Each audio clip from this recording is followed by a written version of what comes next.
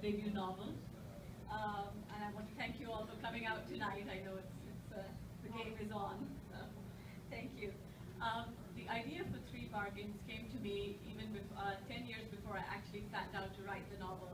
I was thinking about my father and the lengths he would go to for his children.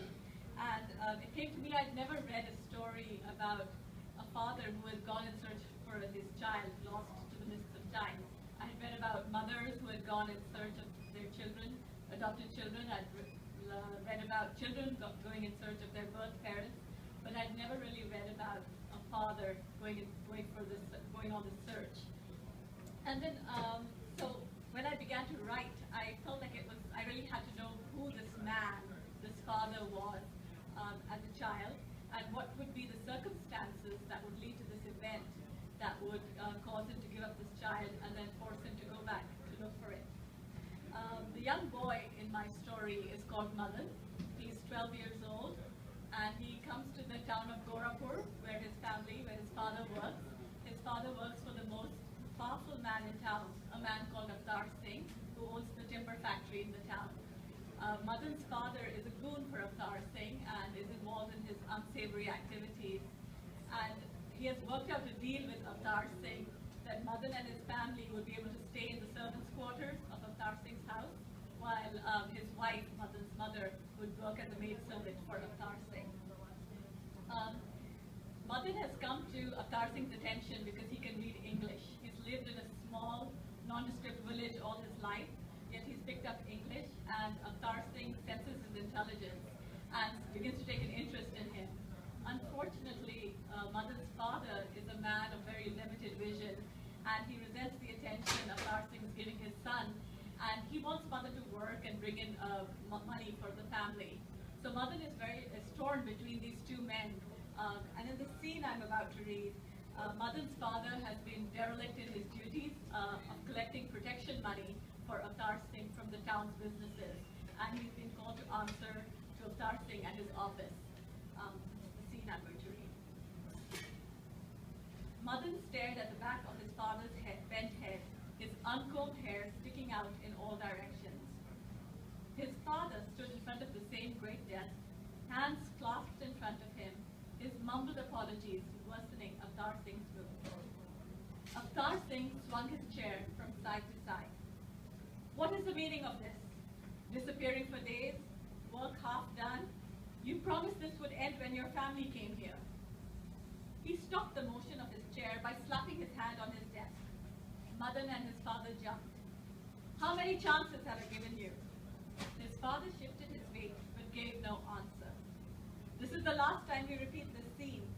Avtar Singh waved them away. Do your collections first. They haven't been done for the last few days. Let's start with that, and then we shall see. The machine sounded even louder in the factory once they left the quiet office, but before they got too far, Avtar Singh called Madan back. He held onto Madan's arm, pulling him closer to his chair. All through life, you learn from the people around you what to do and what not to do. A forest is made of many trees. It's always best to choose the strongest one to lean against. You understand? Madan nodded quickly. He was keen to leave, sure that Avtar Singh's calling him back must have upset his father. Avtar Singh patted Madan on the cheek. His hand lingered there for a moment. He seemed unwilling to lift it off and allow Madan to leave. Good. Go now and see to Prabhu. He checked himself. Your father. Madan accompanied his father on his rounds, but Avtar Singh's words troubled him. He considered his father again, watched his hands dart out as he collected and counted the money shopkeepers and businessmen owed Avtar Singh, money they had taken to start their businesses, and money they still gave to ensure their businesses kept running. Try as he might, he couldn't shake the notion that the man before him seemed no more than a roadside reed, easily crushed under the weight of any passing bullock cart. He built this town, so I guess he deserves some recompense, his father sneered, slipping another roll of notes in his pocket. Though of course, if they're doing well, they have to give more. Otherwise, they still have to fork over the standard rate Avtar Singh sets when they start out. Back at the quarters, Madan counted the collections and rolled out the notes into neat bundles.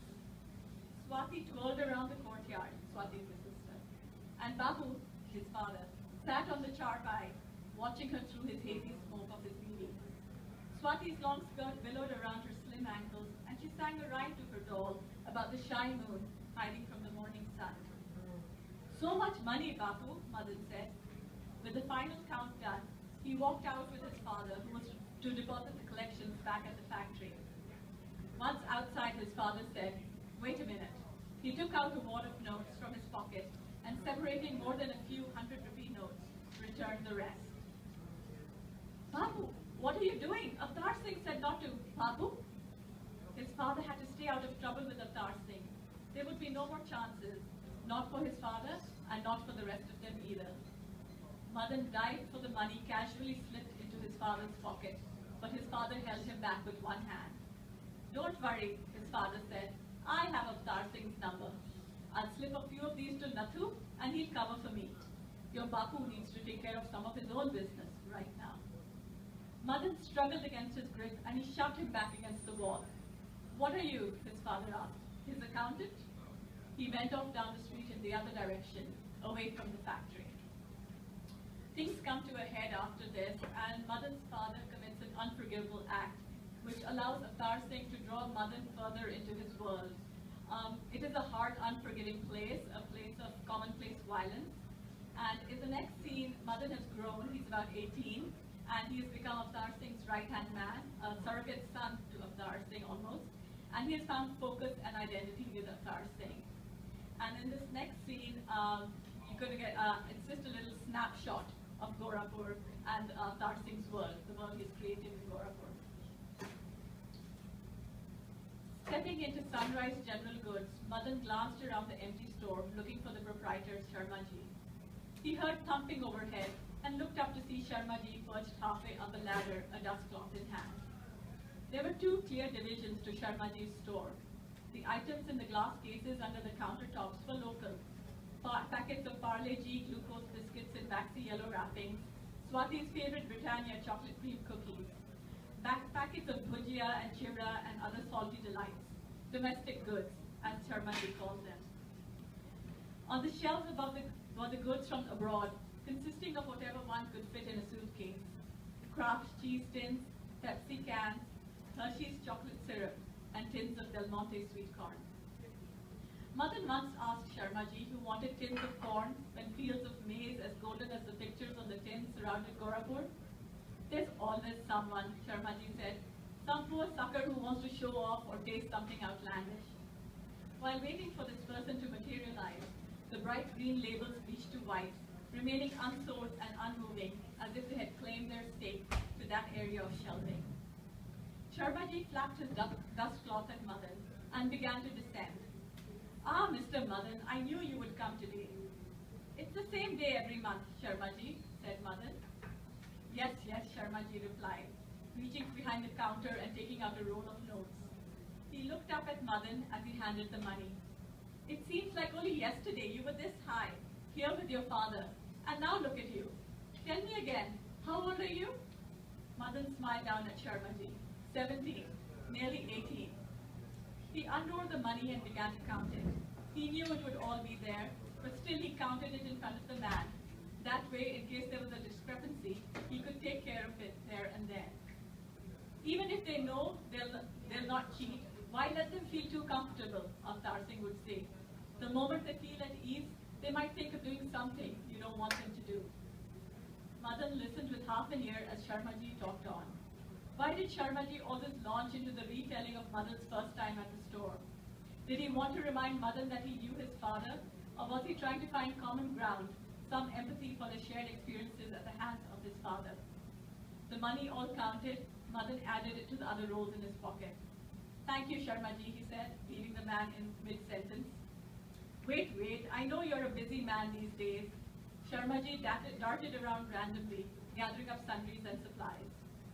"Please don't, Sharmaji," Madan said. Swallowing his irritation, he quickly exited the store. Sharmaji should know better by now.